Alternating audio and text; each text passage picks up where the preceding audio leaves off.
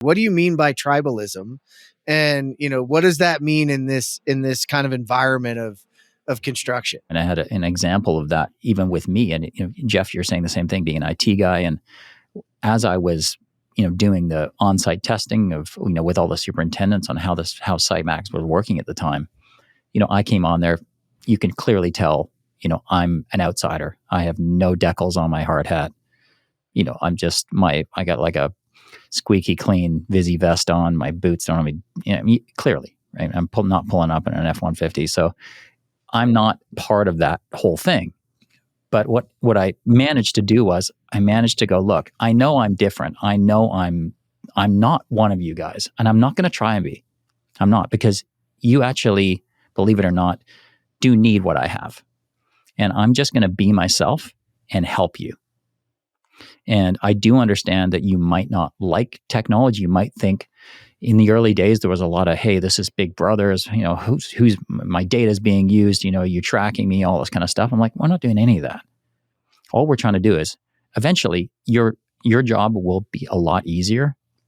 And now we see that now people, when they use SiteMax, they're like, the field loves it.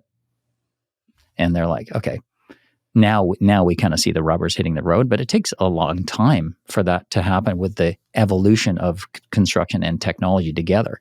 So, the tribalism side of things, you guys probably know this better than anybody. And I listened to the couple other podcasts and that you have with some other guests, which took me down the rabbit hole of watching a YouTube video that was in Sydney, Australia, and looking at mental health, looking at all this stuff. And it's really tribalism. It's interesting when I'm going to say the C word for a second, the COVID word, because this really highlighted the bifurcation of these tribes, because the office could say, oh, sorry, you get a little sniffle there. You can't come to the office. Well, on the job site, that job had to keep being built.